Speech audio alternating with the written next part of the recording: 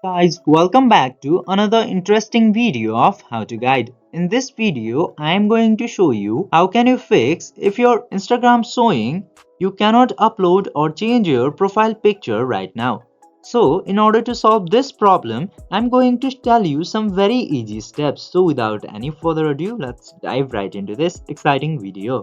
Now, if you are using your Instagram application into your phone, check your internet connection and try clearing your app cache for Instagram. And now, if you are using your Instagram application into your computer, just simply open the web browser and open your Instagram ID into there. And if it's already not working into your browser, just simply click into this three dots into top right, and from there you will find this clear browsing data option. Just simply click into this button in order to clear your web cache, and from here you can customize your deletion and then click to this clear data option. Now after clearing your cache into browser, now try opening Instagram again.